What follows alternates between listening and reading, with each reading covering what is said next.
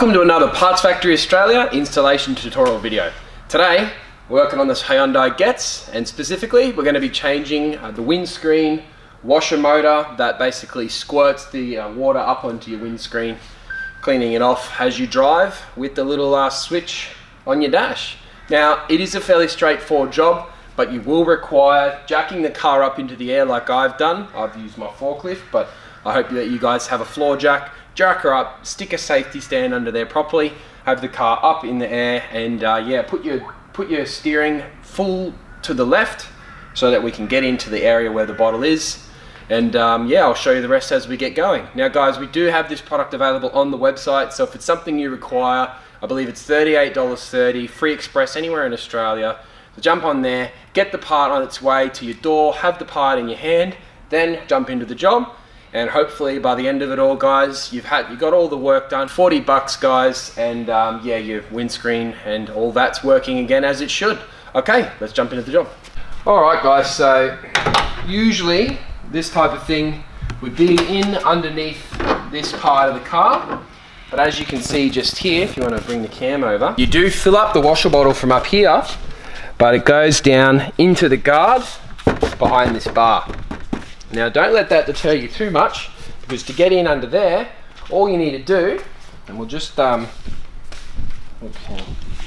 Yeah, so I can turn my steering to the left, like so, fully to the left, and then in under here, basically there's an 8mm, one, or maybe a 10, no, it's an 8, 1, 2, 3. This plastic trim will pop back, and the motor will be just there. So I'll grab my tools and we'll get started. Right guys, so I'm gonna start by undoing this wheel and getting it out of our way. You don't necessarily have to, but in order to be able to film properly, I'm gonna do that. Just 21 mils. Get all that out of the way. Wheel off. Right, so now you can see you can get in there a lot easier. You got a few 8mm, 1, 2, 3, so we're gonna get them. Right, so 8mm, 1,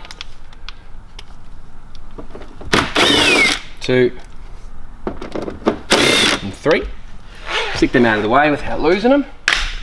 So at this point, this will pop out of the way like that, and you can begin to see the motor just sitting there, nice and easy. See if we can just, what you can do is you can kind of put something in here and then it'll hold the plastic out.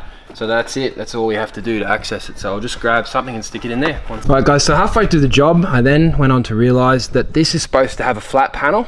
So it's just a little plastic panel that comes off this plastic bit, and therefore underneath would have 2 additional little screws. So not that big of a deal. I'm sure you guys can grab these 2 screws here and pull that up and out of the way, and continue to do this. Just stick something in there so that you can get in and you can see your washer pump just chilling there, nice and easy to access. So I put a little bucket here, guys. I'm not sure how much washer fluid there's actually going to be in my bottle, but I'm going to go ahead and pull it off anyway and see what happens. There it goes. So this is just your one that either goes to the front or back of the car, I'm not sure. We'll take the plug off the top, depress the lever, or depress the plug, give it a wiggle, and there it comes there. Alright, so you've got this front one and it's going to start to all leak out. Now it's time to press up. Can you just see that little tab there? See that little white tab? It's got to be pressed up like that, because that way you can then just grab the motor and give it a little pull. Alright, so I've opened it up a bit more for you guys. You guys won't have to, but now we can see with the camera a little bit better. You can come in, lever up on that plastic tab, and now you can see the motor's ready to pull away.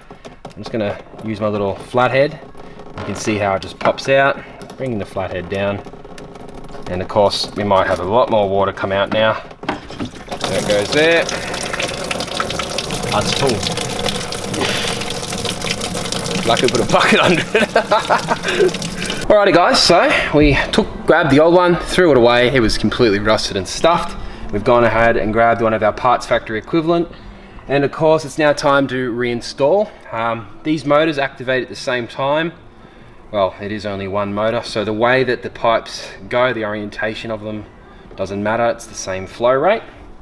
You can then grab your plug it back in the top, bring it all over here, and of course push it back into that little plastic sealing O-ring thing, pushing it in and then pressing it until that top clip, remember that top clip we had to use a little screwdriver for, grabs it just like that. You'll actually hear a click.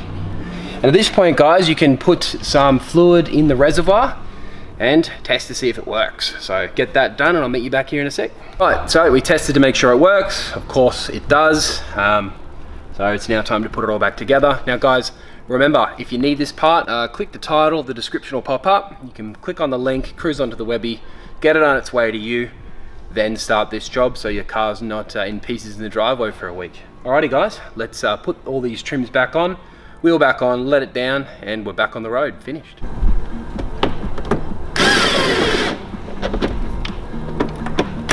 1, 2, and 3. It's time to put our wheel back on. Right, so guys, best way to do this is always use your knees. Knees to come in, and then you can line up the lugs. If you try and do it without that, you might be sitting there for 15 minutes, especially if it's your first time. Lug nuts on with your hand. Do not use a rattle gun until all 4 are on and they're not cross threading. 1, 2, 3, and 4.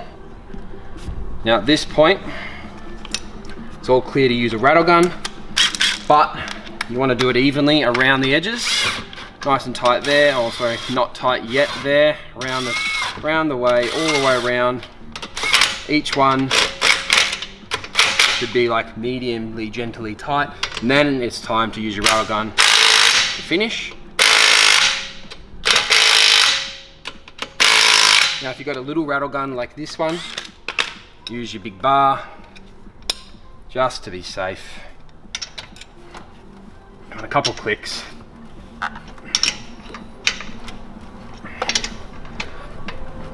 That way your tire doesn't fall off down the highway. Alrighty guys, all done. Alrighty guys, all done. Yep, really that easy. It's taken us about 5 to 10 minutes to do this entire process, even quicker if you don't take the wheel off. Guys, if you have appreciated this video, make sure to give it a thumbs up, and if you can, subscribe to the channel. You never know when you're going to need some more assistance doing DIY repairs on your own cars, etc, etc. But other than that guys, my name's Lucas Strabs, thanks for watching and I'll see you next time.